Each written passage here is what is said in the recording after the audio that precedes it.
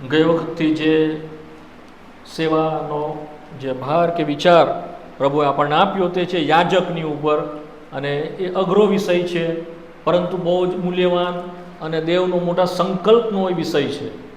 તમારી સાથે ગઈ વખતે મેં જે થોડું ઘણું વહેંચ્યું એનાથી તમને ખબર પડી ગઈ હશે કે યાજક જે છે એ દેવના સંકલ્પમાં છે. એ માનવીય વિચારમાં, માનવીય રીતિ રિવાજમાં, માનવીય ઉપજાવી કાઢેલો માણસ બનાવેલો કોઈ આ વિચાર નથી. યાજક એ દેવને જોઈએ છે, અને એટલા માટે શરૂઆતથી લઈને ઉત્પત્તિના પુસ્તકથી લઈને પ્રકટીકરણ સુધી યાજક આપણે વાંચીએ છીએ. મેં તમને ગઈ વખતે ઘણું બધું તે વિશે કીધું હતું, કેવી રીતે તેની શરૂઆત થઈ. પ્રભુ ઈસુ ખ્રિસ્તમાં જે યાજક પદ આપણને મળે છે તે સુધી પહોંચતા સુધી કેટલી બધી વખત યાજકનો જે વિચાર છે તે દેવે પોતાના શાસ્ત્રમાં પોતાના લોકોની આગળ પ્રગટ કર્યો.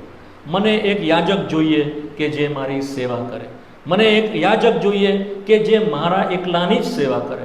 મને એવો યાજક જોઈએ જે બીજા કોઈ કામકાજમાં ગૂંથાય નહીં, જે કોઈ પણ જગ્યાએ પોતાને એંગેજ કરે નહીં, પણ મારી સાથે એક થઈને, મારામાં ઓતપ્રોત થઈને, મારી સન્મુખ આવીને મારી સેવા કરે. આ વિચાર છે યાજકનો. શું વિચાર છે દેવનો? કશે ગૂંથાય નહીં, બીજા કોઈ કામકાજમાં ગૂંથાય નહીં, બીજા કોઈ વ્યવસાયમાં રોકાય નહીં, બીજા કોઈ ધંધા રોજગારમાં, પૃથ્વી પરના કોઈ કામમાં તે ગૂંથાય નહીં, પરંતુ મારી સેવા કરે. અલાદગીમાં આવીને, અલગ થઈને, મારી સન્મુખ આવીને, શુદ્ધતામાં, પવિત્રતામાં જે મારું ધોરણ છે એ ધોરણ સુધી આવીને મારી સેવા, મારી પ્રસન્નતા, મારું ભજન એ બધું કરે. એ માટે દેવે આ ઠરાવ્યું છે કે એને એક યાજક જોઈએ. એ ગઈ વખતે મેં તમારી સાથે થોડું વહેંચ્યું હતું, અને તે પણ મેં તમારી સાથે વહેંચ્યું હતું કે પ્રભુએ જ્યારે મિસરમાંથી લોકોને છોડાવ્યા, ત્યારબાદ નિર્ગમનના 19મા અધ્યાયમાં જ્યારે સૌથી પહેલાં પ્રભુ તેઓને લાવ્યો, ત્યારે પ્રભુએ તેઓને કહ્યું, ઇસરાયેલ પ્રજાને જઈને કહે કે હવે આ જે લોકોને છોડાવ્યા છે તે એક રાજ્ય બનવાનું છે. શું બનવાનું છે?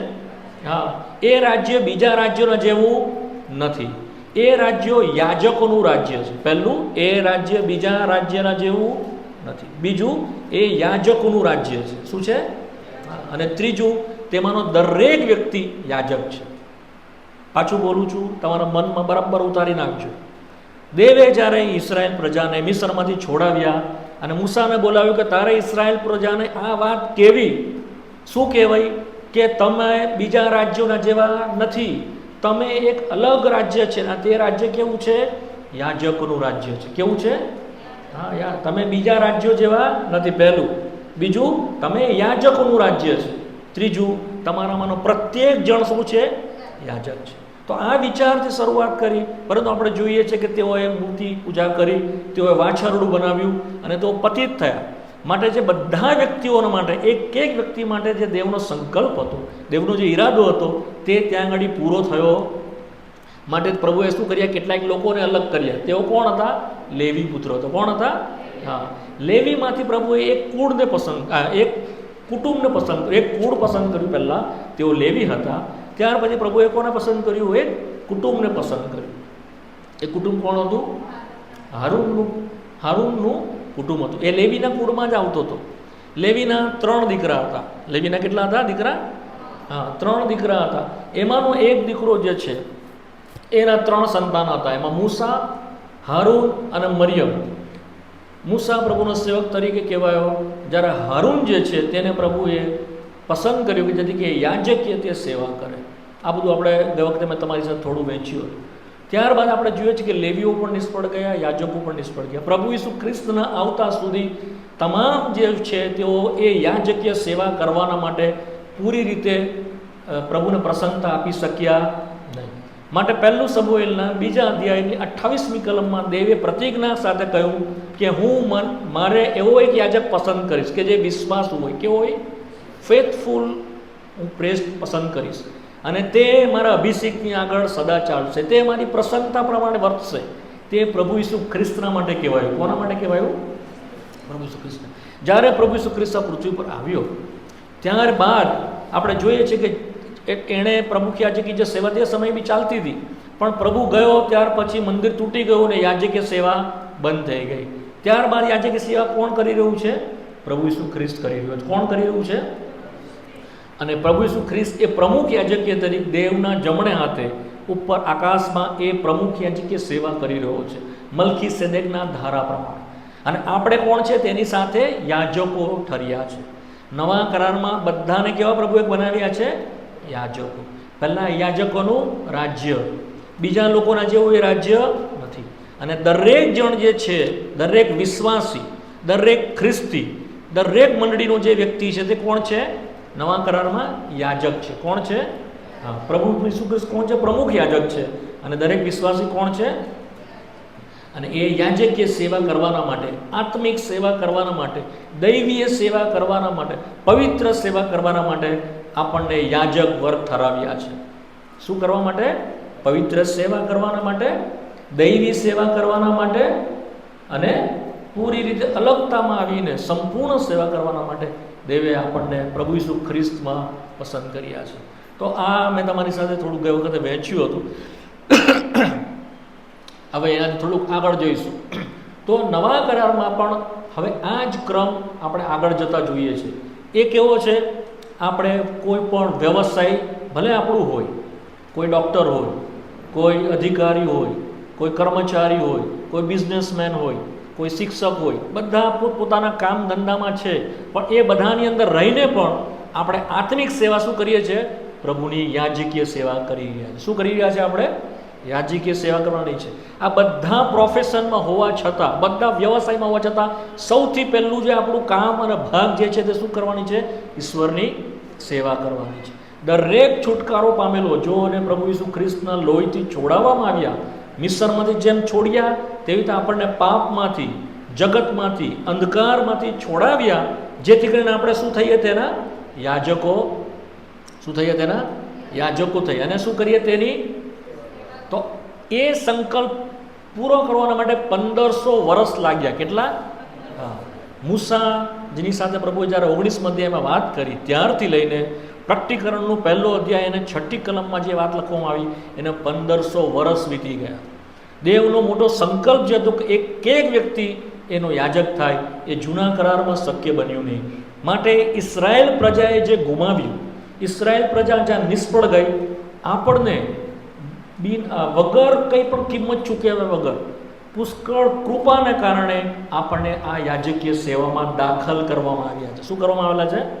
હા, દાખલ કરવામાં. આપણી યોગ્યતાને લીધે, આપણી પોતાની કોઈ પણ સારાપણાને કારણે આપણે યાજક નથી, પણ પ્રભુની કૃપાને કારણે, પ્રભુ ઈસુ ખ્રિસ્તના મોટા બલિદાનને કારણે તે પ્રમુખ યાજક છે અને આપણે તેની અંદર મુકાયેલા હોવાના કારણે આપણને યાજકીય સેવા આપવામાં આવી છે.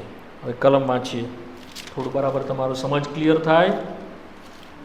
આ થોડોક ઊંડો વિષય છે, પણ તમારી જે સમજણ છે એ સમજવા માટે મને બહુ વિગતે કહેવું પડશે, જેથી તમને બરાબર ક્લિયર થાય. અદરવાઇઝ તમે સમજી નહીં શકશો અને બધું ઘણું ચૂકી જવાશે. પહેલું પિત્તર તેનો બીજો અધ્યાય અને તેની 5મી કલમ. પહેલું પિત્તર બીજો અધ્યાય તેની 5મી કલમ સાથે મળીને વાંચીએ. મળ્યું? 231 નંબરના પાના ઉપર નવા કરારમાં મળ્યું? હા. તેની પાસે આવીને તમે પણ જીવન પથ્થરોના જેવા આત્મિક ઘરમાં ચણાયો છો, અને જે આત્મિક યજ્ઞો ઈસુ ખ્રિસ્ત દ્વારા દેવને પ્રસન્ન છે એ યજ્ઞો કરવાને માટે તમે પવિત્ર યાજક વર્ગ થયા છો. થશો એમ લખ્યું છે. થયા, પવિત્ર યાજક વર્ગ થયા છો. કેવી રીતે આપણે થયા? તેની પાસે આવીને. કોની પાસે આવીને? પ્રભુ ઈસુ ખ્રિસ્તની પાસે. જીવતા પથ્થરોની જેમ આપણે શું ગયા? એની પર ચણાયા. અને શું થયું? આત્મિક યજ્ઞો. કેવા યજ્ઞો કરવાના છે આપણે? હા, આત્મિક યજ્ઞો કરવાને ઈસુ ખ્રિસ્ત દ્વારા દેવને પ્રસન્ન કરવાના માટે, જેનાથી દેવ રાજી થાય એ કરવાના માટે આપણે શું થયા છે? પવિત્ર યાજક વર્ગ થયા. તો પ્રભુ ઈસુ ખ્રિસ્તની પાસે આવવા દ્વારા, જીવતા પથ્થર તરીકે ચણાવવા દ્વારા આપણને આ યાજકીય સેવા આપવામાં આવી છે. અમે થોડુંક વધારે આગળ જોઈશું. થોડીક વાત તમારી સાથે હજુ જે ગઈ વખતે હતી તે અધૂરું હતી કે સમય પૂરો થઈ ગયેલો, તમારી સાથે ફરીને વહેંચી દો. હવે જ્યારે પ્રભુ ઈસુ ખ્રિસ્ત આવી ગયા અને પાછા જતા રહ્યા. અને 3જી સદી સુધી આ વાત બરાબર બધા વિશ્વાસીઓ સમજતા હતા અને જાણતા હતા. શરૂઆતની મંડળી આ વાતને સમજી ગઈ કે અમારે પ્રભુની શું કરવાની છે? સેવા કરવાની છે. એક એક વ્યક્તિ જેઓ વિશ્વાસી હતા, એક એક વ્યક્તિ જેઓ પાપમાંથી છૂટેલા હતા અને પ્રભુ ઈસુ ખ્રિસ્તની ઉપર વિશ્વાસ કરીને તેના શિષ્યો કે તેના વિશ્વાસીઓ કે ખ્રિસ્તી બનેલા હતા, તેઓ એ સમજતા હતા કે દરેક ખ્રિસ્તી એના યાજક છે. દરેક જણ એવું માનતા હતા અને તે પ્રમાણે તેઓ સેવા કરતા. ક્યાં સુધી એ ચાલ્યું? 3જી સદી સુધી. ક્યાં સુધી? હા, 3જી સદી એટલે 300 વર્ષ સુધી એ પ્રમાણે ચાલ્યું. ત્યાં આગળ કોઈ પણ અલગ પોતાની રીતે કશું કરતો નહોતો, પણ બધાનું પ્રાધાન્ય પહેલું કામ શું હતું? દેવની સેવા કરવા માટે આત્મિક યજ્ઞો તેઓ કેવા કરતા હતા? પ્રભુ ઈસુ ખ્રિસ્તની સ્તુતિ કરતા. શું કરતા? આત્મિક યજ્ઞો શું છે? જો હિબ્રુઓનો પત્ર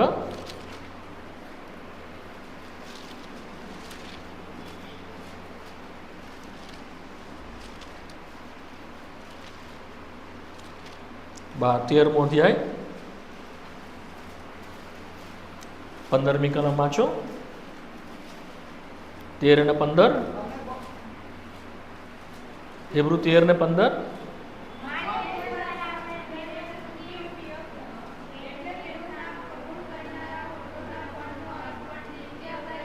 હા, અને 16મી કલમ.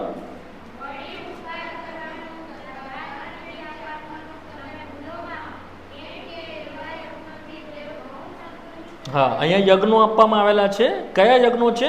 સ્તુતિરૂપ યજ્ઞ. કયા યજ્ઞ છે? સ્તુતિનું યજ્ઞ, પ્રાર્થનાનું યજ્ઞ, ભજનનું યજ્ઞ, સેવાનું યજ્ઞ. આ બધા આત્મિક યજ્ઞો છે. હવે જૂના કરારની જેમ તેઓ અર્પણો ચડાવવાના નથી, પરંતુ હવે તેઓ શું કરવાની છે? પ્રભુની સેવા સ્તુતિ દ્વારા, આરાધના દ્વારા, એકબીજાની મદદ કરવા દ્વારા, આત્મિક રીતે બીજાનું ઉઠાવવા દ્વારા, આત્મિક જીવન જીવવા દ્વારા તેઓ પ્રભુની શું કરી રહ્યા છે? પ્રસન્નતા કરી રહ્યા છે, પ્રભુની સેવા કરી રહ્યા છે. તો આ શરૂઆતના સર્વ વિશ્વાસીઓ સમજતા હતા અને તેઓ કરતા જતા હતા. પરંતુ મુશ્કેલી ક્યાં આવીને ઊભી રહી? 3જી સદી પછી રોમના સામ્રાજ્યની અંદર, રોમના શાસનની અંદર, જ્યારે કોન્સ્ટન્ટાઇન રાજાએ રોમને જીતી લીધું અને તે પોતે ખ્રિસ્તી થઈ ગયો. કોણ થઈ ગયો? કોન્સ્ટન્ટાઇન રાજા. એ ખ્રિસ્તી બની ગયો અને ખ્રિસ્તી બનવા દ્વારા તેણે શું કર્યું? બધાને ખ્રિસ્તી ધર્મ સ્વીકારવાના માટે આહ્વાન આપ્યું.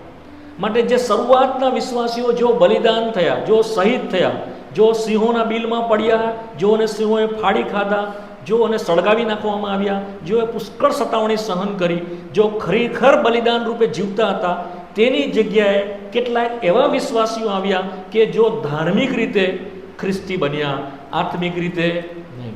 તેઓના જીવન બદલાયા નહીં. તેઓ એક ધર્મની અંદર પેસી ગયા. તેણે એક એવું રાજ્ય બનાવ્યું કે બધા જ લોકો ખ્રિસ્તી, પણ બધા લોકો યાજકો હતા નહીં. બધાના જીવનની અંદર કામ થયેલું હતું નહીં. માટે કેવા હતા? બધા ભેળસેળવાળા હતા. કેવા હતા? ભેળસેળવાળા થતા. કેટલાયક એવા હતા કે જે બહુ આત્મિક હતા, જે ખરેખર બદલાણ પામેલા હતા. કેટલાયક એવા હતા કે જેઓ ધર્મની અંદર ઘૂસી ગયા. ખ્રિસ્તી ધર્મ તેઓને ગમવા લાગ્યો, કારણ કે એ લોકોને બહુ ગમ્યું. અરે આ તો કેટલો સરસ ધર્મ, આમાં કંઈ કરવાનું જ નથી, બધું આપણને વિનામૂલ્ય મળ્યું, ન્યાયપણું મળ્યું, પવિત્રતા મળી, માટે આપણે કોઈ બી રીતિ રિવાજ પૂરો કરવાનો નથી, કોઈ નિયમ પાળવાનો નથી, માટે ગમે તેવું જીવન પણ જીવીને ખ્રિસ્તમાં તેઓ રહેવા લાગ્યા. તો બે જાતના જૂથ તૈયાર થયા. એક હતા દેવના લોકો અને એક હતું દેવના યાજકો. ફરી પાછા બે ભાગ પડી ગયા. સમજ પડી? જે પ્રમાણે જૂના કરારમાં બનેલું હતું તેવી જ રીતે નવા કરારમાં પણ 3જી સદી પછી આ બન્યું.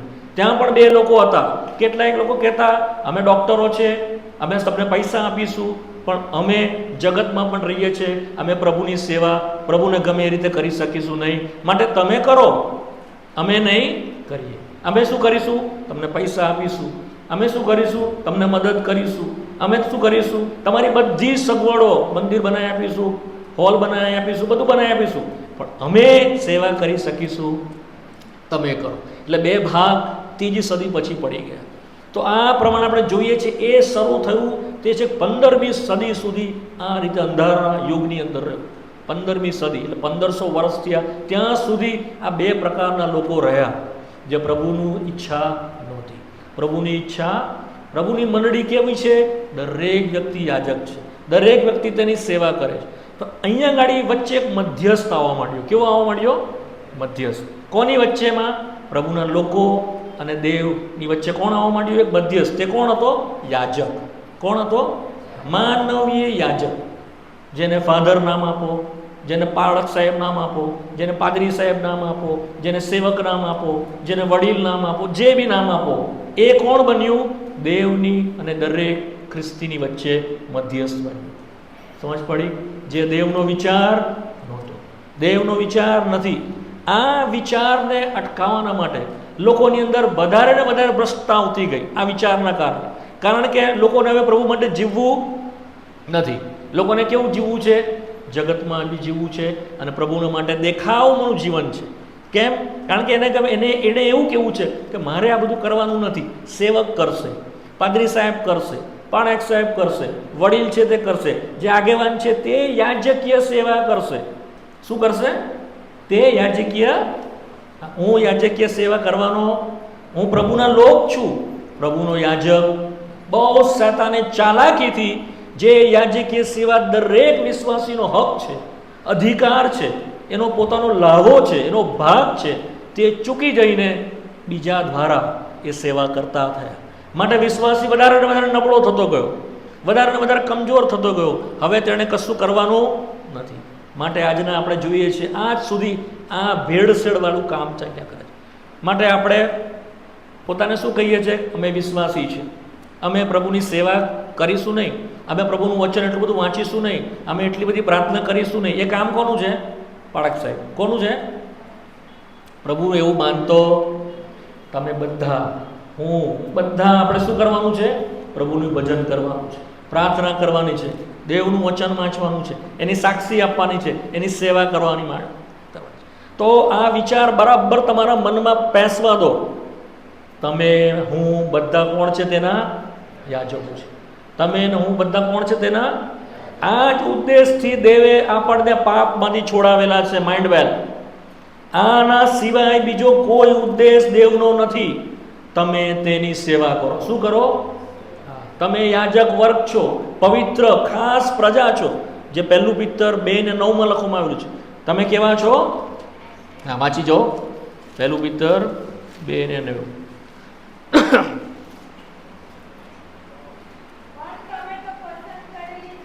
હા હા હા હા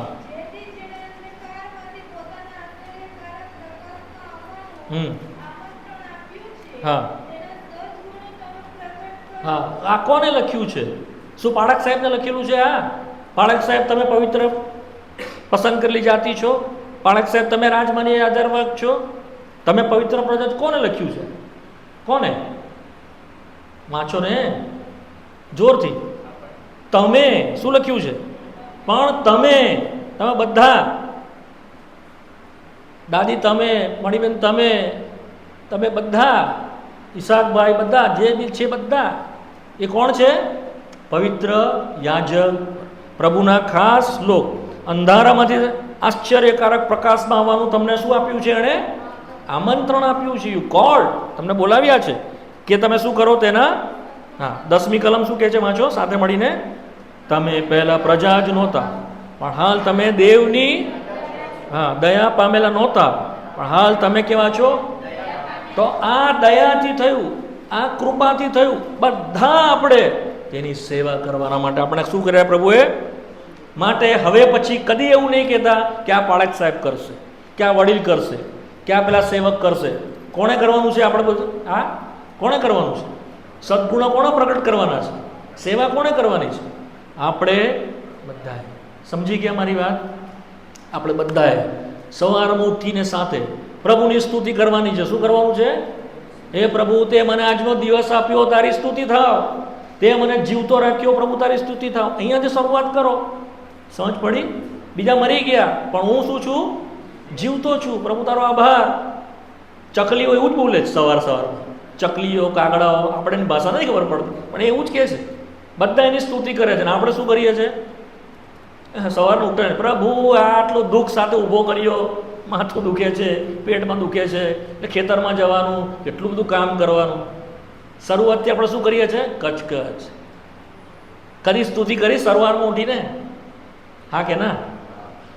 જો કરી તો તમે યાજકીય સેવા કરી, જો નહીં કરી તો તમે શું કરી? યાજકીય સેવા ચૂકી ગયા. શું કરી? ચૂકી ગયા. નહીં કરો. સવારે ઉઠીને તમારો ભાગ છે યાજકીય સેવાનો. શું કરો? ઉઠીને પ્રભુની સ્તુતિ કરો. વોટ એવર, ચાહે 4 દાણા તમારા ખાવાના માટે હોય, પ્રભુની સ્તુતિ કરો. 2 રોટલી છે, પ્રભુની સ્તુતિ કરો. કશું જ નથી, પ્રભુની સ્તુતિ કરો. ઇટ વેલ. આ પ્રભુને પ્રસન્નતા આપશે. શું આપશે? પ્રભુને પ્રસન્નતા આપશે. એના માટે આપણને પ્રભુ યાજકીય સેવા આપી, અને પ્રભુ પછી તમને બદલશે. અને આ સેવા દ્વારા જે વૃદ્ધિ છે, આપણે ભવિષ્ય પછીની સ્ટડીમાં જોઈશું કે કેટલું બ્લેસિંગ છે આ બધી સેવા દ્વારા. તો અહીંયાથી શરૂઆત કરીએ. બીજું, આ મધ્યવર્તી જે વચ્ચે આવ્યા અને જેઓએ સેવા કરવાનું શરૂઆત કરી, તેના કારણે શું નુકસાન આવ્યું? કે વિશ્વાસીઓ પાંગડા થતા ગયા, વિશ્વાસીઓ કમજોર થતા ગયા, અને જે વચ્ચેની વ્યક્તિ બની તે વધારે વચન ન સમજવાના કારણે એણે પોતે ખ્રિસ્તની જગ્યા લેવા માંડી આખા જગતભરની અંદર. એવું કદી કરવું જોઈએ નહીં.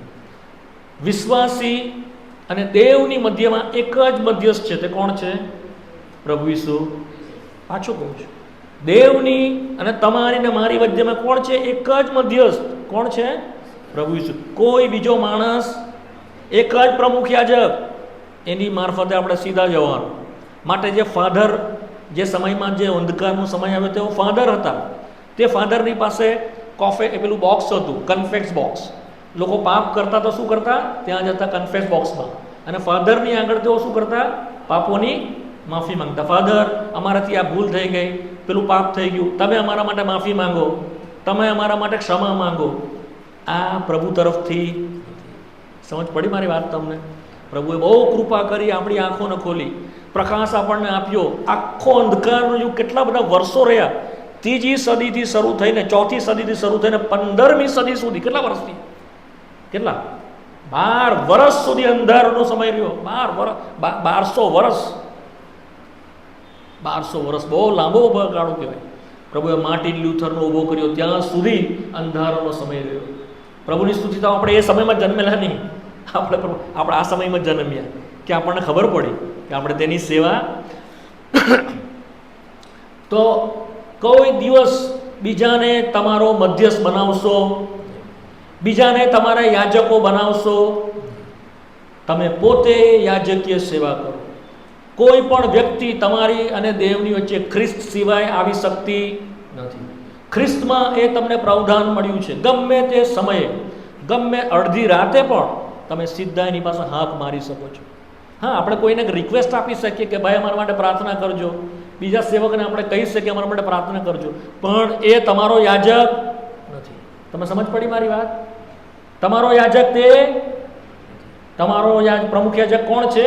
ઈસુ ખ્રિસ્ત. એના નામમાં સીધા અબ્બા બાપ કહીને એને હાથ મારી શકો છો. ગમે ત્યાં તમારી કોઈ પણ જરૂરિયાત હોય, ચાહે ભણવાની જરૂરિયાત, ચાહે નોકરીની જરૂરિયાત, ચાહે ઘરમાં કોઈ સમસ્યા, ચાહે ખેતરમાં કોઈ સમસ્યા, કોઈ પણ સમસ્યાના માટે સીધા પ્રભુની પાસે જાઓ. મારી મારફતે પણ નહીં. સમજ પડી? કોઈની મારફતે નહીં. તમારી ને દેવની વચ્ચે ઈસુ ખ્રિસ્ત સિવાય બીજો કોઈ વ્યક્તિ નહીં આવવો જોઈએ. તે પણ માણસ જ છે. તમે પોતે યાજક બનો. આ બોધ છે મારો. એ જ વાત હું તમારી સાથે શીખવાડી રહ્યું છે ફ્રોમ ધ સ્ક્રિપ્ચર, દેવના શાસ્ત્રમાંથી. જગા જગા પર જ્યાં બધું ખોટું ચાલી રહ્યું છે ત્યાં આ જ વાત અમે પ્રચાર કરીએ છીએ. તમે સર્વ આગળ આવો અને પ્રભુની સેવા કરો. અને જો તમે નહીં કરશો તમે ચૂકી જશો. વાત પ્રભુ ચાહે છે એક નાનામાં નાના બાળકથી, ચાહે ઉદ્ધાર પામેલું હોવું જોઈએ, એણે શું કરવાની છે? પ્રભુની સેવા. ઓકે, આટલું તમને ક્લિયર થઈ ગયું? હવે આગળ જઈએ. તો આ યાજક પદ આપણને જે આપવામાં આવ્યું તે કોની અંદર આપણને આપવામાં આવ્યું છે? પ્રભુ ઈસુ ખ્રિસ્તમાં આપણને આપવામાં છે. કોનામાં આપવામાં આવ્યું છે? પ્રભુ ઈસુ ખ્રિસ્ત કોણ છે? મલ્કીસેદેકના ધારા પ્રમાણે સનાતન યાજક છે. હવે થોડુંક એના વિશે જોઈશું. જો પ્રભુ ઈસુ ખ્રિસ્ત કે જે એક કેવી રીતે યાજક બન્યો, પ્રમુખ યાજક, જો એ આપણે નહીં સમજીએ તો અહીંયાની ફર્ધર સ્ટડી આપણને ખબર નહીં પડશે. સમજ પડી? ફર્ધર આગળની સ્ટડી આપણને ખબર પડશે નહીં. મલ્કીસેદેકના ધારા પ્રમાણે પ્રભુ ઈસુ ખ્રિસ્ત સનાતન યાજક છે. ગીત શાસ્ત્ર.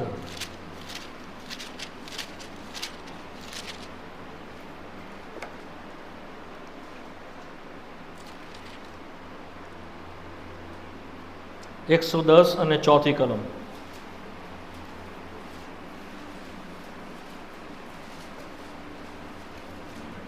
આપણે 3 અને 4 બંને વાંચીશું. 110, 3 અને 4 સાથે મળીને વાંચીએ. તારી સત્તાના સમયમાં તારો લોક ખુશીથી અર્પણ થાય છે. પવિત્ર વસ્ત્ર પહેરીને તથા મળસ્કાના ગર્ભસ્થાનમાંથી નીકળીને તું આવે છે. તારી પાસે તારા યુવાવસ્થાનો હોશ છે. યહોવાએ સમ ખાધા તે પસ્તાવો કરશે નહીં. તું મલ્કીસેદેકના ધારા પ્રમાણે સનાતન યાજક છે. આ પ્રભુ ઈસુ ખ્રિસ્તના માટે અગાઉથી ભવિષ્યવાણીના રૂપમાં લખવામાં આવેલું છે. આ દાઉદ લખે છે. શું લખે છે? કે તું મલ્કીસેદેકના ધારા પ્રમાણે પ્રમુખ યાજક છે. કેમ મલ્કીસેદેકના ધારા પ્રમાણે? કેમ હારૂનના પ્રમાણે નહીં? કારણ કે પ્રભુ ઈસુ ખ્રિસ્ત હારૂનની જીનિયોલોજી એટલે વંશાવાળીમાં, હારૂનની વંશાવાળીમાં પ્રભુ આવેલો નહીં. હારૂન કોની વંશાવાળીમાં છે? લેવીના કુળમાં છે. જ્યારે પ્રભુ ઈસુ ખ્રિસ્ત કયા કુળમાં જન્મ્યો? યહૂદાના કુળમાં. Very good.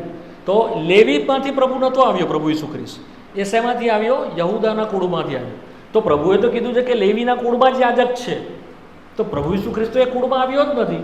અને હારૂનના કુળમાં કે યહૂદાના કુળમાં પ્રમુખ યાજક વિશે કશું કહેવામાં આવ્યું નથી એવું હિબ્રુઓનો પત્ર કહે છે. તો કેવી રીતે તે યાજક ઠર્યો? તો પ્રભુએ શું કીધું? હારૂન નિમાયો એ પહેલાં એક જણ જે છે એ મલ્કીસેદેક 14મા અધ્યાયમાં, ઉત્પત્તિના પુસ્તકના 14મા અધ્યાયમાં એ પ્રગટ થયો. કોણ હતો તે? મલ્કીસેદેક. અને મલ્કીસેદેક કોણ છે? 7મો અધ્યાય હિબ્રુઓનો પત્ર, 7મો અધ્યાય, પહેલી 3 કલમ. હિબ્રુઓનો પત્ર 7મો અધ્યાય 1 થી 3 કલમ સાથે મળીને વાંચીએ. સાથે મળીને આ મલ્કીસેદેક સાલેમનો રાજા ને પરાત પર દેવનો યાજક હતો. એણે જ્યારે ઇબ્રાહિમ રાજાની કતલ કરીને પાછો આવ્યો ત્યારે તેને મળીને તેને આશીર્વાદ આપ્યો. અને ઇબ્રાહિમે એને સગડી લૂંટમાંથી 10મો ભાગ આપ્યો. તેના નામનો પહેલો અર્થ તો ન્યાયપણાનો રાજા, પછી સાલેમનો રાજા એટલે શાંતિનો રાજા છે. તે બાપ વગરનો, મા વગરનો, વંશાવાળી વગરનો, તેના દાડાનો આરંભ કે તેના આયુષ્યનો અંત નથી, પણ તે દેવના પુત્રના જેવો છે. તે સદાકાળ યાજક. ઇબ્રાહિમને જે મળ્યો તે કોણ હતો? ઈસુ ખ્રિસ્ત પોતે હતો. કોણ હતો? કોણ હતો? હજુ તો તે તેની કુખમાં હતો. એ પહેલાં તે તેઓને શું થયું? તેની આગળ તે હજુ તો તેની કુખમાં હતો.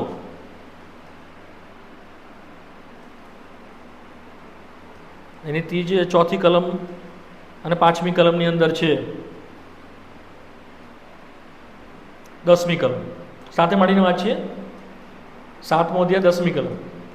કે જ્યારે મલ્કીસેદેક તેના બાપને મળ્યો ત્યારે તે હજી પોતાના બાપની કમરમાં હતો. એનો મતલબ શું છે? જ્યારે ઇબ્રાહિમ મળ્યો મલ્કીસેદેકને, તારા મલ્કીસેદેક ક્યાં હતો? ઇબ્રાહિમની કમરમાં. હજુ જન્મ્યો જ નથી, પરંતુ એ અગાઉથી છે. એ શું બતાવે છે? એનો કોઈ બાપ, એની કોઈ માં, કોઈ વંશાવાળી કોઈ પણ નથી. એ ધારો શું કહે છે? મલ્કીસેદેકનો કેવો ધારો? બાપ વગરનો, મા વગરનો, વંશાવાળી વગરનો.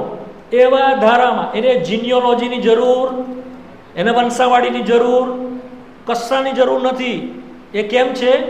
દેવનો ઠરાવેલો, દેવથી પસંદ પામેલો, અગાઉથી ઠરાવેલો એ યાજક છે. માટે કહેવામાં આવ્યું મલ્કીસેદેકના ધારા પ્રમાણે તું સનાતન યાજક છે. સમજ પડી વાત તમને? એ યાજક એટલા માટે છે કારણ કે દેવે કીધું તું યાજક છે. સમજ પડી? નહીં પડી? પાછું કોઈ ધારા ધોરણ તેને લાગતું કેમ એ છે યાજક? પ્રભુ ઈસુ ખ્રિસ્ત કેમ યાજક છે? દેવે કીધું, સંકલ્પ કરીને કીધું, સમ ખાઈને કીધું તું સનાતન યાજક છે. સમજ પડી? દેવનો ઠરાવેલો સંકલ્પ કોઈ રદ કરી શકતું, કોઈ તેને બદલી શકતું, કોઈ વિચાર કરી શકતું નથી. એના માટે કશું કરવાની જરૂર જ નથી. પહેલાંથી તેને ઠરાવેલો છે પ્રભુ ઈસુ ખ્રિસ્તને યાજકીય સેવાના માટે. એટલા માટે કહેવામાં આવ્યું કે તેઓ મલ્કીસેદેકના ધારા પ્રમાણે યાજક છે. પરંતુ પ્રભુ ઈસુ ખ્રિસ્ત માણસ તરીકે જ્યારે આવ્યો તો હારૂનની જે યાજકીય સેવા છે એ માણસ તરીકેની સેવા છે, જ્યારે મલ્કીસેદેકની જે સેવા છે એ દેવ તરફની સેવા છે. પાછું રિપીટ કરું છું, તમને બરાબર સમજ પડે. હારૂનની જે યાજકીય સેવા છે તે માણસ તરીકે દેવની તરફ થતી સેવા છે. જ્યારે દેવની સેવા કરવાની છે, માણસોએ કરવાની છે, તે જ્યારે માણસો દેવની સેવા કરે છે તે સેવાને શું કહેવામાં આવે છે? હારૂનથી થતી સેવા. શું કહેવામાં આવે છે? હારૂનથી થતી સેવા. પરંતુ મલ્કીસેદેકથી જ્યારે સેવા થાય છે તે કેવી સેવા છે? દેવ સેવા કરી રહ્યો છે. શું કરી રહ્યો છે? દેવ એના લોકની સેવા કરી રહ્યો છે. કારણ કે ઇબ્રાહીમને મળ્યો, શું લઈને આવ્યો? તે દ્રાક્ષારસ અને રોટલી.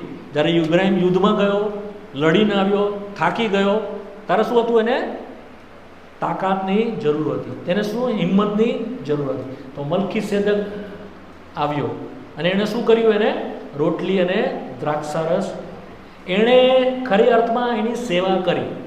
જો ઉત્પત્તિનું પુસ્તક 14મો અધ્યાય, થોડુંક તમને અઘરું લાગશે સમજવાના માટે, કારણ કે આ વિચાર થોડો અઘરો છે, પણ પ્રભુ તમને સમજાવે. 14મો અધ્યાય, ઉત્પત્તિ 14, 17મી કલમથી વાંચીએ આપણે આગળ. 17મી કલમથી વાંચીએ. એક કલમ હું વાંચીશ, બીજું તમે વાંચજો.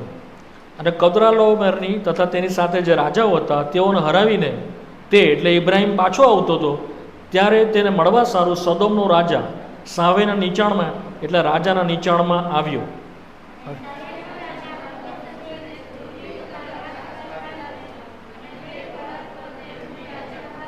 અને તેણે તેને આશીર્વાદ આપીને કહ્યું, પરાત્પર દેવ જે આકાશ તથા પૃથ્વીનો ધણી, તેનાથી ઇબ્રાહીમ આશીર્વાદ થાવ. 20મી કલમ.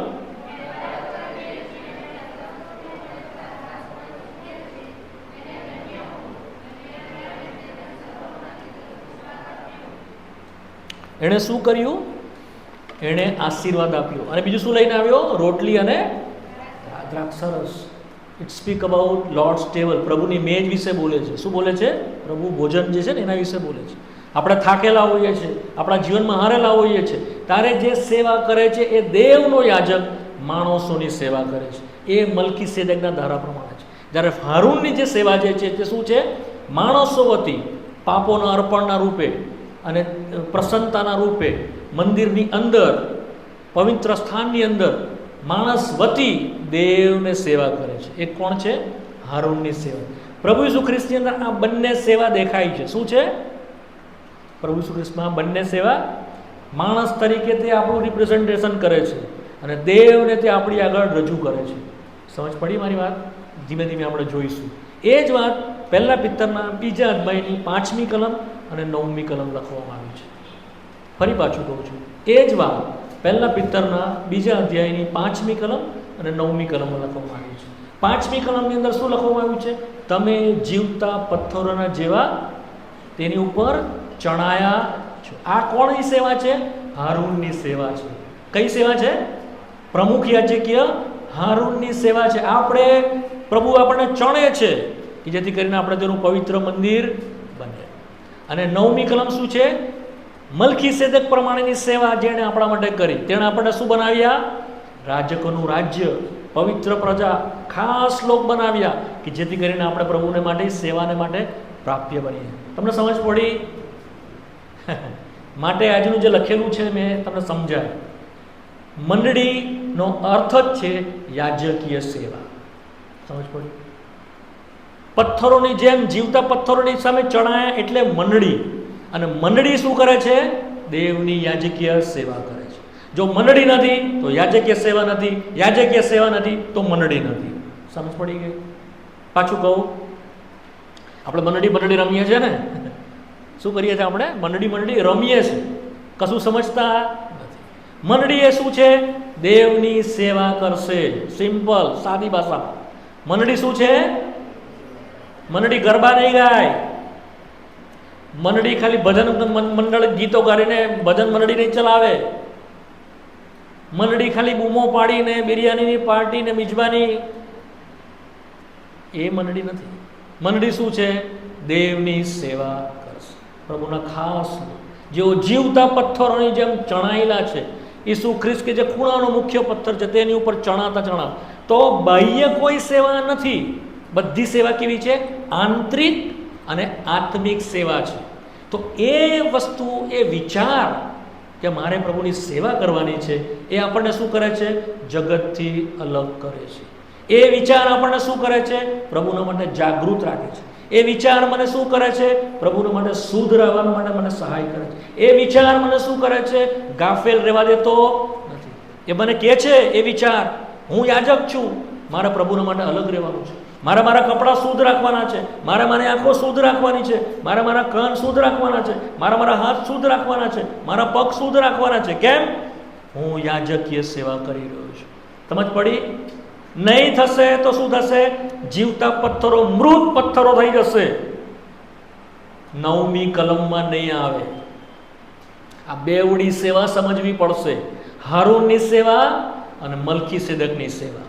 હારૂનની સેવા અને મલ્કીસેદેકની સેવા, બંને યાજકીય સેવા ઈસુ ખ્રિસ્તના કારણે આપણા માટે બની છે. સમજ પડી ગઈ તમને? પ્રભુની સ્તુતિ થાવ. તો હવે પ્રભુ ઈસુ ખ્રિસ્ત મલ્કીસેદેકના ધારા પ્રમાણે આપણો પ્રમુખ યાજક જે છે, એનામાં આપણને કેવો પ્રાવધાન મળ્યો તેને આપણે થોડુંક જોઈશું, જેથી કરીને આપણે સમજી શકીએ. આવી જાઓ હિબ્રુઓના પત્રમાં 5મો, જો 4થો અધ્યાય, 5મો અધ્યાય, 6ઠ્ઠો અધ્યાય, 9મો અધ્યાય, 10મો અધ્યાય સુધી આ વાતો લખેલી છે. માટે થોડી તેને સાંભળી સમજીને આગળ જતા રહીએ. સૌથી પહેલાં 7મો અધ્યાય. પ્રભુ ઈસુ ખ્રિસ્ત આપણને કેવી સેવામાં લઈને આવ્યો, જે આપણે થોડુંક જોઈ ગયા.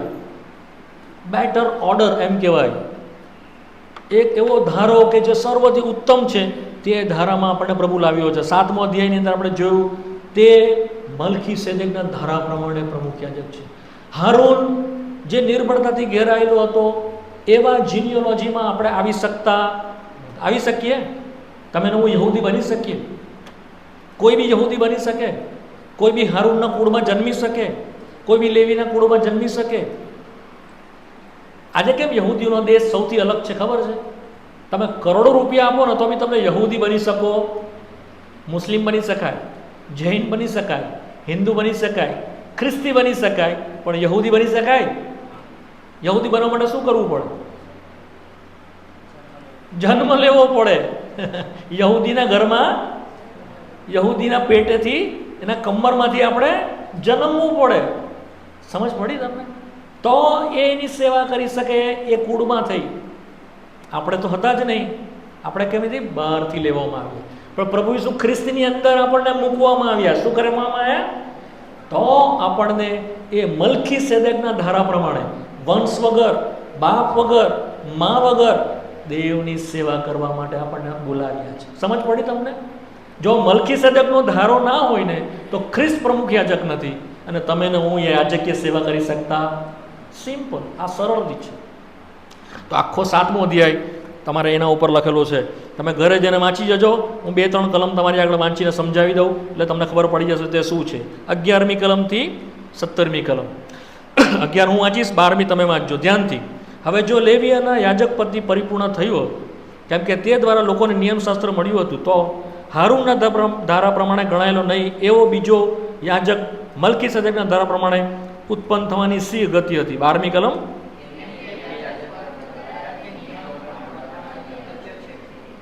કેમ કે જેના સંબંધમાં એ વાતો કહેવામાં આવેલી છે, તે બીજા કુળનો છે, તેનામાં કોઈએ વેદીની સેવા કરી નથી.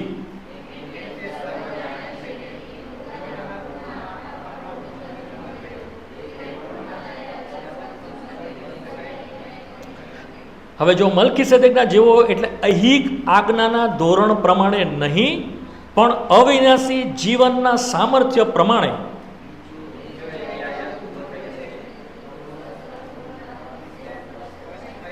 કેમ કે એવી સાક્ષી આપવામાં આવેલી છે કે મલ્કીસેદેકના ધારા પ્રમાણે તું સનાતન યાજક છે, યહૂદાના કુળમાં નહીં. અને 15મી કલમમાં અહિક આજ્ઞા પ્રમાણે નહીં, એટલે જે વિધિ વિધાન, રીતિ રિવાજો એ પ્રમાણે જે ઓર્ડર ઠરાવ્યો તે પ્રમાણે નહીં, પણ શું કહે છે? અવિનાશી જીવનના સામર્થ્ય પ્રમાણે. તેને એ યાજક્ય બેટર ઓર્ડર એમ કહેવાય, ઊંચો ધારો, વધારે સારો ધારો, એ પ્રમાણે પ્રભુ ઈસુ ખ્રિસ્ત આપણો પ્રમુખ યાજક થયો છે અને આપણને એની અંદર યાજકીય પદ આપવામાં આવ્યું છે. હવે આવી જાઓ ચોથો અધ્યાય. બેટર પોઝિશન, ન કેવળ તે બેટર ઓર્ડર છે, સારો ધારો છે, પરંતુ સારી પોઝિશન એટલે શું કહેવાય, સારી જગ્યા છે. ચોથો અધ્યાય 14મી કલમ. તેની પાસે કેવી છે? સારી જગ્યા છે. 14મી કલમથી 16મી કલમ વાંચીએ.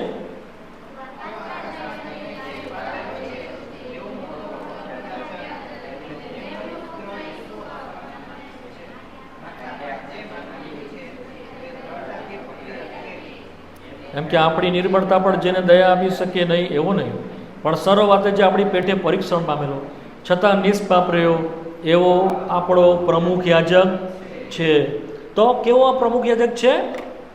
આકાશથી થઈને પાર ગયેલો છે. પૃથ્વી પરની ખાલી સેવા નથી એની પાસે. કેવી સેવા છે? આકાશની સેવા છે. આકાશમાં પાર ગયેલો છે. Better place. હારૂન ક્યાં સેવા કરતો હતો? પૃથ્વીની ઉપર. પ્રભુ ઈસુ ખ્રિસ્ત ક્યાં સેવા કરી રહ્યો છે? આકાશની પાર ગયેલો છે. આપણો પ્રભુ દેવ ક્યાં રહે છે? આકાશોના આકાશમાં રહે છે. ક્યાં રહે છે? એની પાસે જવા માટે બીજી હવે કોઈ બીજા પ્રમુખની જરૂર નથી. આપણને હારૂનની જરૂર નથી, કોઈ પણ પૃથ્વી પરના પ્રમુખની, યાજકની જરૂર નથી. ઈસુ ખ્રિસ્ત કે જે આપણો દેવને જમણે હાથે સીધો ગયો છે, માટે તમે અહીંયા હાંક મારો તો તરત સંભળાય? કલાકો લાગે? હે, તમે બૂમ મારો બાપને, અબ્બા બાપ એમ કહીને તો કલાકો લાગે સાંભળવાને? ઇન્સ્ટન્ટ પળમાં તે સાંભળે છે, પળમાં તમારો જવાબ આપે છે. તમારા મારા માટે મોટા કામ થાય છે. કેમ થાય છે? આકાશની પાર ગયેલો છે. માટે શું કહે છે? આપણી નિર્બળતા પર દયા આવી શકે એવું નહીં, આપણી પેટે પરીક્ષણ પામ્યો, નિષ્પાપ રહ્યો તેવો આપણો પ્રમુખ યાજક છે. પણ ઇમ્પોર્ટન્ટ શું છે? Better place. સ્વર્ગીય સ્થાનોમાં તે છે આપણા માટે નિત્ય મધ્યસ્થતા કરે છે. માટે જો પડી જઈએ, નિર્બળ થઈએ, હતાશ થઈએ, પહેલાંના સમયમાં એવું નહોતું. પહેલાંના સમયની અંદર બહુ બધા તો અર્પણ લઈને આવવું પડતું હતું, પણ આપણા પ્રભુ ઈસુ ખ્રિસ્તની અંદર એના જ અર્પણને કારણે આપણે માન્ય થઈએ છીએ, આપણને ક્ષમા આપવામાં આવે છે. આપણે 100 વાર પડી જઈએ તો બી આપણે ઉઠી શકીએ છીએ. ગમે એટલી ભૂલ કરીએ તો બી આપણને ક્ષમા મળે છે, કારણ કે આકાશની પાર ગયો એવો આપણો જે આપણી નિર્બળતાની ઉપર દયા એને આવે છે. દયા એ જાણે છે કે આશીષ પડી જશે, જૈતુનભાઈ પડી જશે, વિશાલભાઈ પડી જશે, અને ખબર છે આપણી પર શું થાય છે ને દયા આવે છે. Better place. અચ્છા, 5મા અધ્યાયમાં આવો. 1 થી 10 કલમ છે, પણ બધી નહીં વાંચીએ. હું ફટાફટ 2-3 કલમ વાંચી જાઉં છું. બેટર દરેક, કેમ કે દરેક પ્રમુખ યાજક માણસોમાંથી પસંદ કરેલો હોવાને લીધે દેવ સંબંધી બાબતોમાં માણસો માટે નિમાયેલો છે, જેથી તે પોતાને સારું અર્પણો તથા બલિદાનો આપે. બીજી કલમ.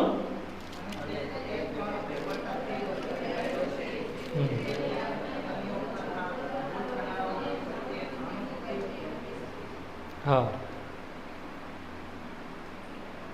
તે કારણે લીધે તેમ જેણે લોકોને સારું તેમ પોતાને સારું આપવાના માટે અર્પણ કરવું જોઈતું હતું.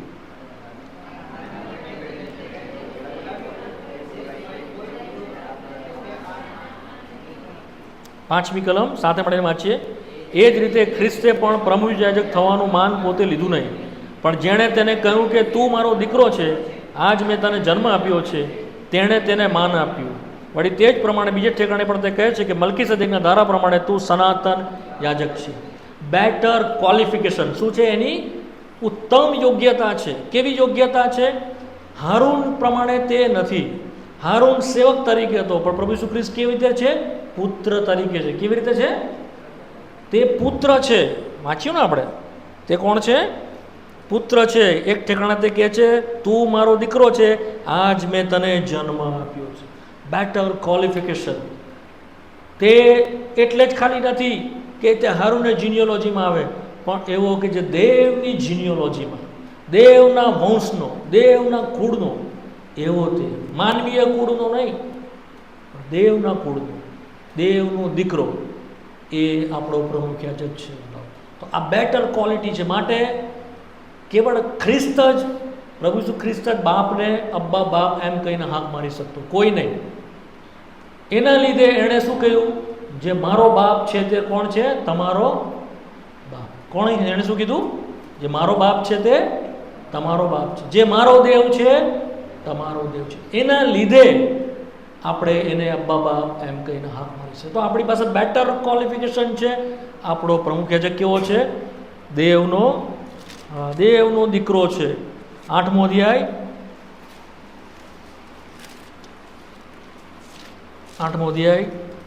1 થી 13 કલમ. આ બધું પ્રમુખ યાજક વિશે છે. થોડું મારી સાથે વહેંચું છું, વધારે નહીં જોઈશું, 10 મિનિટમાં બંધ કરી દઈશું. 8મો અધ્યાય બેટર કવનન્ટ ત્યાં આપવામાં આવેલો છે. વાંચીએ પહેલી કલમથી. હવે જે વાત અમે કહીએ છીએ તેનો સાર એ છે કે આપણને એવો પ્રમુખ યાજક મળ્યો છે જે આકાશના મહત્વના રાજ્યસનની જમણી તરફ. બીજી કલમ.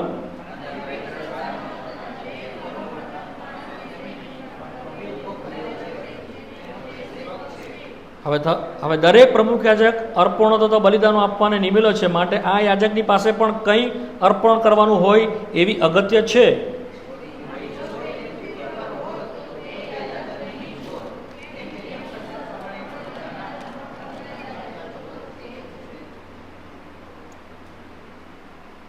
છઠ્ઠી કલમ વાંચું છું. હાલ જેમ જ વિશેષ સારા વચનથી ઠરાવેલા વિશેષ સારા કરવાનો મધ્યસ્થ છે, તે પ્રમાણે તેને વધારે સારી સેવા કરવાનું મળ્યું. બેટર સર્વિસ, વધારે સારી સેવા તેને મળી, કેમ કે તે સારા વિશેષ સારા કરારનો મધ્યસ્થ. 6ઠ્ઠી કલમ. 7મી કલમ વાંચો.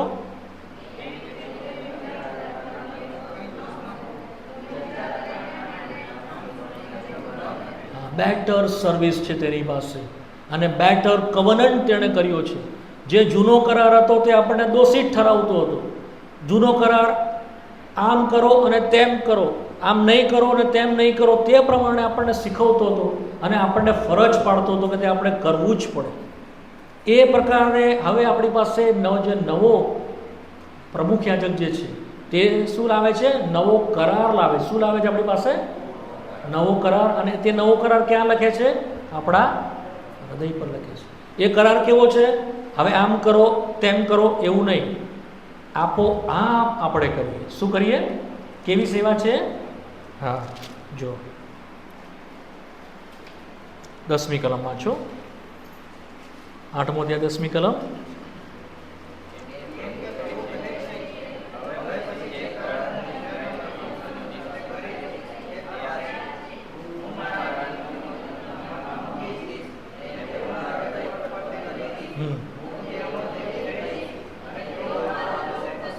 સમજ્યા? એ નિયમ ક્યાં લખેલો છે? આપણા મનમાં, આપણા હૃદયપટ પર. તે આપણો દેવ થશે અને આપણે તેના લોક થઈશું. 11મી કલમ સાથે. હવે પછી પ્રભુને ઓળખ એમ કહીને દરેક પોતાના પડોશીને, દરેક પોતાના ભાઈને શીખવશે નહીં, કેમ કે તેઓમાંના નાનાથી તે મોટા સુધી સર્વ મને બધા તેને ઓળખશે. કેવી પ્રભુને? દરેક યાજક, દરેક અવેક ઇનસાઇડ. સિનેમા કે પિક્ચર ન જોવું કે જોવું એવો નિયમ છે નવા કરારમાં? હા કે ના? છે. તમારે પિક્ચર જોવા જવાનું નહીં એવો નિયમ પ્રભુએ નવા કરારમાં આપ્યો છે. જૂના કરારમાં તો બહુ બધા નિયમ છે, 613. નવા કરારમાં એક પણ નિયમ આપ્યો? તમારે પિક્ચર જોવા જવું નહીં.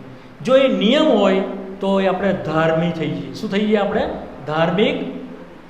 આપણે બી આમ કરો અને આમ ન કરો કરતા થઈ જાય. પરંતુ નવા કરારમાં પ્રભુએ શું કર્યું? આપણી અંદર નિયમ લખ્યો. આપણી અંદર પ્રભુએ પ્રકાશ આપ્યો. શું કર્યો? પ્રકાશ. એન્ડ લાઇટ કર્યો અંદર. અંદરથી આપણને ખબર પડે છે કે મારેથી પિક્ચર જોવા જવાય, મારથી દુસ્તા કરાય, મારથી આ જગ્યાએ બેસાય. એ ક્યાંથી થાય છે? બહારથી થતી. સમજી ગયા તમે? બધી આત્મિક સેવા, સારી સેવા નવા કરારની ન્યૂ કવનન્ટ કે છે ને, એ માહેથી પ્રભુએ બહાર કાઢી છે. એવો આપણો એ પ્રભુ છે. Better qualification, better place, better service. એની જે સેવા છે, આ જે બી ખ્રિસ્ત આપણામાં જન્મ્યા પછી આ જ કરી રહ્યો છે. ગંદી ઈચ્છાઓ તે લઈ લે છે, ભ્રષ્ટ ઈચ્છાઓ તે લઈ લે છે. હવે આપણને બળજબરી કરતો નથી, પણ રાજી ખુશીથી, પ્રેમથી આપણે એના અધીન થઈએ છીએ. કેમ? કારણ કે આપણે એને પ્રેમ કરીએ છીએ. શું કરીએ છીએ આપણે એને? આપણને કોઈ ફરજ પાડતું નથી. અને જો પાડવામાં આવે અને તમે કરો તો પ્રભુને કોઈ લાભ. તમે સમજ પડી? જો નિયમ હોય નવા કરારમાં કે પિક્ચર નહીં જોવાનું, તો એ આપણે પાડવાનો નથી. પ્રભુ આપણને શું કહે છે? મેં કોઈ નિયમ મૂક્યો નથી, પણ મેં તમારા અંદર એવો નિયમ મૂક્યો, ઈચ્છા મૂકી કે જે તમને એનાથી. પરમ પવિત્ર સ્થાનની અંદર જે મુલાકાત મંડપ હતું ને, એમાં દીવી હતી. દીવી એ અંદર હતી. ક્યાં હતી? બહાર હતી. બહાર શું હતો? સૂર્યપ્રકાશ હતો. બહાર આંગણામાં સૂર્યપ્રકાશની અંદર લોકો જોતા હતા અને બધું કામ કરતા હતા. આજે બી કેટલા બધા વિશ્વાસીઓ, કેટલા બધા ખ્રિસ્તીઓ આંગણામાં રહે છે. આંગણામાં શું કરે છે? બહારના પ્રકાશમાં તેઓ જીવે છે. તેઓ રીતિ રિવાજો પૂરા કરે છે, તેઓ નિયમ પૂરા કરે છે, આમ કરવાનું ને નહીં કરવાનું. પણ એવું કરવાથી આપણે વધારે નિર્બળ થઈએ છીએ. પ્રભુ શું કહે છે? અંદર આવો. શું કહે છે પ્રભુ? અંદર આવો, પવિત્ર સ્થાનમાં આવો. પવિત્ર સ્થાનમાં યાજકીય સેવા છે. ક્યાં છે? પવિત્ર સ્થાનમાં શું છે? યાજકીય સેવા છે. અંદર આવીને શું કરો? દીવી સળગાવો. શું કહે છે? રોટલી મૂકો, ધૂપદાની, આ બધું સેવા હું તમારી સાથે વહેંચીશ ભવિષ્યમાં, આગળ સ્ટડીમાં. આ બધી અંદરની સેવા છે. એ દીવી શું છે? અંદરથી પ્રકાશ આપે. શું કરે છે? કાથી પ્રકાશ આપે છે? દરેક આધીનતા અંદરથી નીકળવી જોઈએ, અંદરના પ્રકાશથી. સમજ પડી? હું ફરજ પાડું તમને, નિખિલ આ પ્રમાણે નહીં કરવાનું, એનાથી નહીં. અંદરથી તમને પ્રકાશ થવો જોઈએ, એનલાઇટેડ. એ અજવાળામાં તમને ખબર પડવી જોઈએ, હું પ્રભુના માટે છું. પ્રભુએ મારા માટે કિંમત ચૂકવી છે. પ્રભુએ મને લોહીથી ખરીદેલો છે. હું પ્રભુના માટે છું. એ પ્રકાશ ક્યાં છે? ઇનસાઇડ. ક્યાં છે? અંદર. એ જ્યોતિ અંદર છે. બહુ બધું છે. પ્રભુના સમયમાં તમારી સાથે વહેંચીશ. વધારે આગળ નથી જવા માંગતો. તો આ બેટર પ્લેસ છે. શું છે આ? બેટર સર્વિસ છે. હવે બીજું જોઈ લે. લાસ્ટ 9મો અધ્યાય 1 થી 10 કલમ.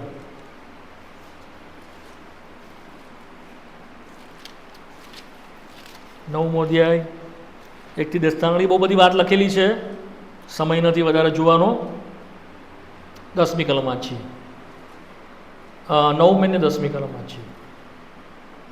વર્તમાન કાળને સારું તે મંડપ નમૂનારૂપ હતો. તે પ્રમાણે જે અર્પણો તથા બલિદાનો આપવામાં આવતા હતા, તેઓ ભજન કરવાનું અંતઃકરણ સંપૂર્ણ પવિત્ર કરવાને સમર્થ નહોતા. તેઓ ખોરાક, પેય અર્પણો તથા વિવિધ પ્રકારના સ્નાન કરવા સાથે કેવળ શારીરિક વિધિઓ હતા. તેઓ સુધારાના સમય આવતા સુધી જ તેઓ આ બધા ખાલી કામકાજ હતા. એ બધા શું હતો? પડછાયો હતો. તેઓ કોઈ રીતે માણસને અંદરથી શુદ્ધ બનાવતા. હવે પ્રભુ ઈસુ ખ્રિસ્ત આવીને શું કર્યું? 11મી કલમ વાંચો. પણ ખ્રિસ્ત હવે પછી પ્રમુખ યાજક થઈને, હાથથી બનાવેલો નહીં, એ પૃથ્વી પરના પદાર્થો બનાવેલો નહીં, એવો અધિક મહાન તથા અધિક સંપૂર્ણ મંડળમાં થઈને બકરાના તથા વાછરણા રખથી નહીં, પણ પોતાના જ રખથી માણસોને સનાતન ઉદ્ધાર મેળવીને પરમ પવિત્ર સ્થાનમાં બેટર ટેબરનેકલ, સંપૂર્ણ મંડપ, એવા આકાશી સ્થાનની અંદર સેવા કરવાના માટે પ્રભુ ઈસુ ખ્રિસ્તે ગયો. અચ્છા, 13મી કલમ વાંચો કોઈ. વાંચો.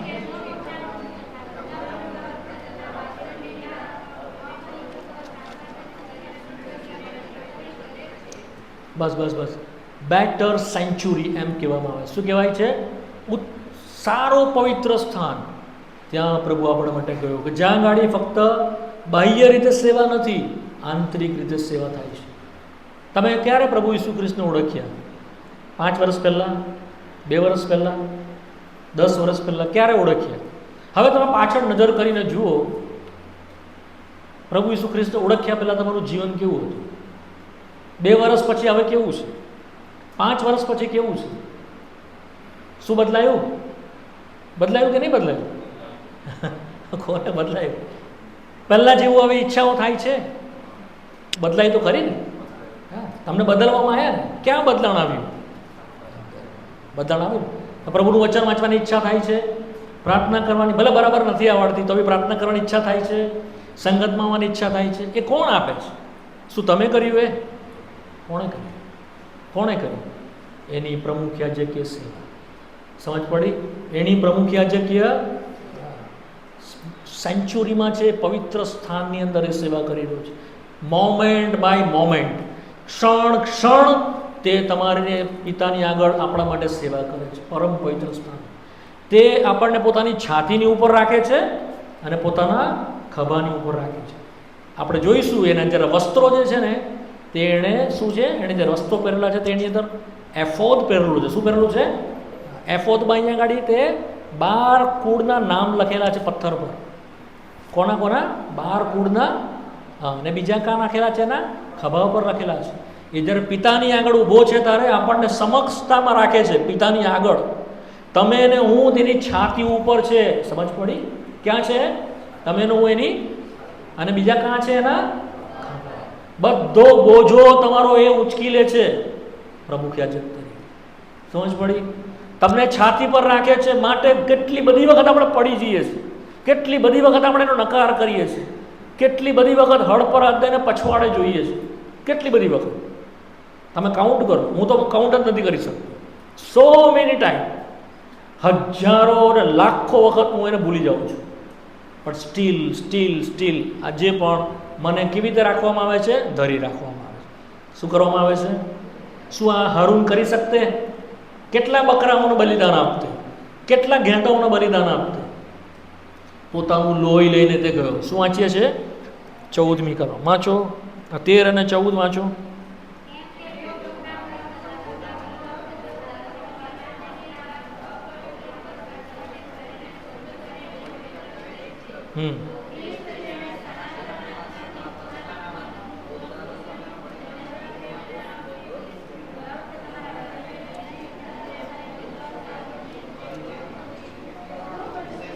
કેટલું વિશેષ શુદ્ધ.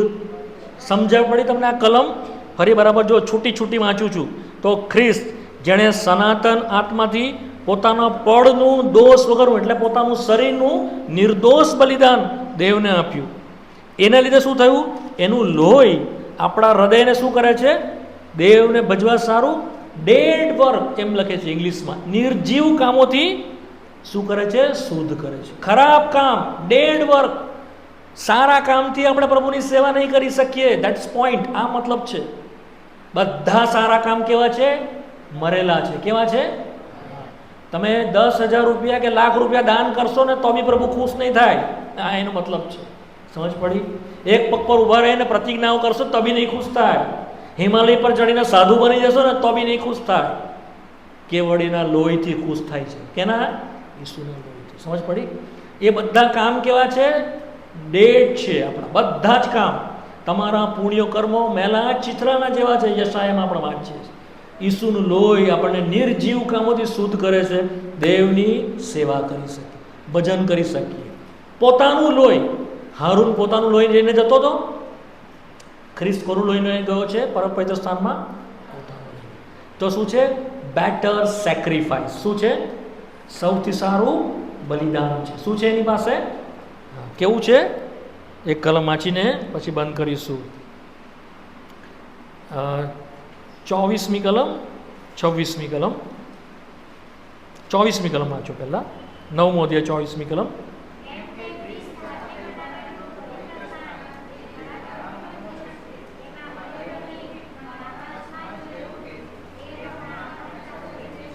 હા, પ્રમુખ યાજક તરીકે જે પ્રમાણે મેં કીધું ને, બેટર સેન્ચુરી, પવિત્ર સ્થાનમાં તે ગયો. નમૂનામાં નહીં ગયો, પડછાયામાં નહીં ગયો, જે ખાલી એક્ઝામ્પલ હતું એમાં નહીં ગયો, પણ જે ખરું હતું રિયલ એમાં તે ગયો છે.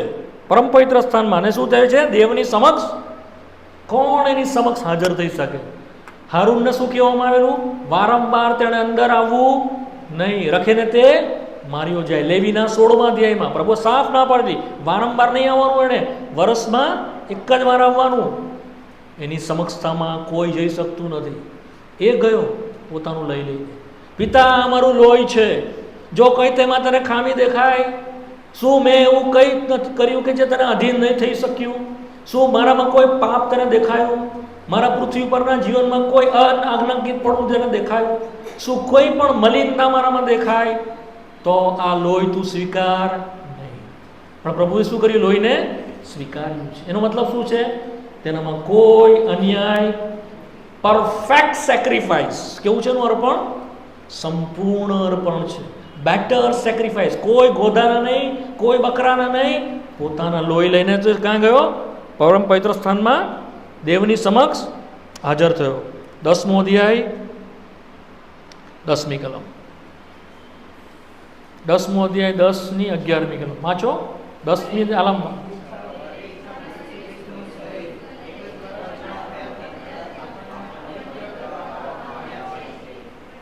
વળી દરેક હાજક નિત્ય સેવા કરવા ને એ જ બલિદાનો બહુ વારમ આપતો ઊભો રહે છે, પરંતુ એ બલિદાનો પાપને દૂર કરવાને કદી સમર્થ પણ નથી. 12મી કલમ. પણ એ તો પાપોને માટે એક બલિદાન સર્વકાળ સારું કરીને દેવની જમણી તરફ. 14મી કલમ. જેઓને પવિત્ર કરવામાં આવે છે તેઓને તેણે એક જ અર્પણથી સદા કાળને માટે પરિપૂર્ણ પરફેક્ટ કરી દીધા. એમ છે, we are in perfect in him. તેરામાં તમારામાં મારામાં કોઈ દોષ પ્રભુ જોતો, નિર્દોષ નિષ્કલંક તે જુએ છે. આવું સ્થાન તેણે આપણને આપ્યું છે. સમજ પડી? આપે તમે ને અમે યાજક એમ જ નથી વાલાઓ. એના પરમ પવિત્ર સ્થાનમાં જે પ્રમુખ યાજકી તેની સેવા છે, જે કંઈ તેણે કર્યું. સમય તો બહુ મને મળ્યો નહીં, 10 જ મિનિટ મળી, પણ તમે ઘરે જઈને આ સ્ટડી કરજો.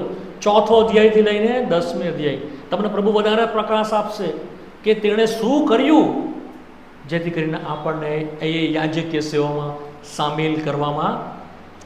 સમજ પડી? તો પ્રભુ ધીમે ધીમે આપણને સમજાવશે. આ બધું અઘરું છે, સહેલું નથી, પણ તો ધીમે ધીમે આપણને સમજ પડશે. એ જ્યારે સમજ પડશે તો આપણને ખબર પડશે કે હવે આપણે યાજકીય સેવા કેવી રીતે કરવાની છે. યાજકીય સેવાનો મતલબ શું છે? યાજકીય પદ, પ્રિસ્ટહુડ કહેવામાં આવે છે ઇંગ્લિશમાં. યાજકીય પદ અથવા તો યાજકીય વર્ગ એ શું છે, અને યાજકીય સેવા એ શું છે? પરમ પવિત્ર સ્થાનમાં કેવી રીતે સેવા કરવાની છે? પ્રભુની ઈચ્છામાં આવતી વખતે જોઈશું. વેરી ઇમ્પોર્ટન્ટ છે. તમે ચૂકતા નહીં. મહેરબાની કરીને આવજો, ગેપ નહીં પાડતા. કારણ કે આવતો જે ટોપિક છે, પરમ પવિત્ર સ્થાનમાં કેવી રીતે સેવા યાજક કરે છે, મારે આજે જ લેવાનું હતું, પણ પ્રભુની ઈચ્છામાં આવતી વખતે લઈશું. અત્યારે તમે એટલું સમજો કે આપણને પ્રભુએ બહુ મહાન મોટું સ્થાન આપ્યું છે. પ્રાર્થના કરીએ, થોડોક સમય શાંત રહીએ, 2 મિનિટ. થોડું જે મનન કરી ગયા છે તેને મનમાં થોડું સમજીએ. હું ફરીને રિપીટ કરીશ, જેથી કરીને તમે જો નહીં સમજાયું હોય તો ફરી પ્રભુ આપણને સમજાવે. થોડોક સમય બાથરૂમમાં નહીં જતા, 2 મિનિટ 3 મિનિટ બેસો, પછી બાથરૂમમાં જજો. પહેલાં થોડીક વાર આમ જ બેસો. શક્ય હોય તો ઘૂંટણ પર આવો અને પોતાની મનમાં પ્રભુની સાથે વાત કરો. પ્રભુને કહો, પ્રભુ તમારો આભાર, તમે મને યાજકીય સેવાના માટે પાપમાંથી છોડાવ્યો, અંધકારમાંથી છોડાવ્યો, જગતમાંથી છોડાવ્યો, કે હું યાજકોનું રાજ્ય બનું. બીજા રાજ્યના જેવું એ રાજ્ય નથી. તેમાંનો દરેક વ્યક્તિ યાજક છે. હું પણ પ્રભુ સીધો તમારી સેવા કરવાના માટે પોતાને આગળ લાવું છું. મારા માટે એવું કોઈ સામર્થ્ય નથી પ્રભુ કે હું તમારી સેવા કરી શકું, તમારું ભજન કરી શકું, આત્મિક સેવા કરી શકું, આત્મિક યજ્ઞ કરી શકું. તમે મને પ્રભુ ઈસુ ખ્રિસ્તની ઉપર ચણ્યો જીવતા પથ્થરની જેમ. માટે પ્રભુ મારો પણ એ ભાગ બન્યો કે હું રાજમની યાજક વર્ગ, પવિત્ર પ્રજા, પ્રભુના ખાસ લોક તરીકે તમારી સેવા કરું. પ્રભુ અત્યાર સુધી આ બધું મને ખબર નહોતી કે મારે સેવા કરવાની છે. માટે હું પાપમાં જીવતો વિશ્વાસી હોવા છતાં મારું બંને પ્રકારનું જીવન હતું. હું વિચારતો હતો કે પાળક સાહેબ સેવા કરશે, પેલા સેવકો પ્રભુની સેવા તમારી કરશે, વડીલો સેવા કરશે. માટે પ્રભુ મેં કોઈ દરકાર કરી નહીં. હું જગતમાં ભેળસેળની જેમ જીવતો રહ્યો પ્રભુ. મને ક્ષમા આપ, મને માફ કર. પ્રભુ, આજે મેં સાંભળ્યું કે મારે સેવા કરવાની છે, મારે જાગૃત રહેવાનું છે, મારે અલાદગીમાં આવવાનું છે, મારે શુદ્ધતામાં આવવાનું છે. પ્રભુ, પણ હું મારી મેળે કેવી રીતે આવું? હું શું કરું? પ્રભુ, આભાર, ઈસુ ખ્રિસ્ત તમારો સનાતન પ્રમુખ યાજક છે, જે તમારે જમણે હાથે બિરાજેલો છે, જેનામાં તમે મને યાજક પદ આપ્યું છે. હારૂનના કુળમાં હું નહોતો, લેવીના કુળમાં હું નહોતો, યહૂદીઓમાં હું નહોતો, પણ ઈસુ ખ્રિસ્તમાં તે મને મૂક્યું. તારો આભાર. તે સંપૂર્ણ કરારનો, નવા કરારનો મધ્યસ્થ થયો. પ્રભુ, તારી સ્તુતિ. તે મલ્કીસેદેકના ધારા પ્રમાણે પ્રમુખ યાજક છે. પ્રભુ, તારી સ્તુતિ થાવ. તેની પાસે સૌથી સારી એવી જગ્યા છે કે તે પરમ પવિત્ર સ્થાનમાં એટલે આકાશમાં ગયેલો છે. તેની પાસે વધારે સારી લાયકાત છે. તે દેવના દીકરા તરીકે યાજક છે. તેની પાસે પોતાનું લોહી છે કે જે મને મારા પાપથી શુદ્ધ કરે છે. તેનું સંપૂર્ણ બલિદાન છે કે જે મને એક જ વખતના બલિદાનથી શુદ્ધ અને પૂર્ણ કરે છે. તેણે મને નવો કરાર આપ્યો કે જે મારા મનમાં તેણે લખ્યો,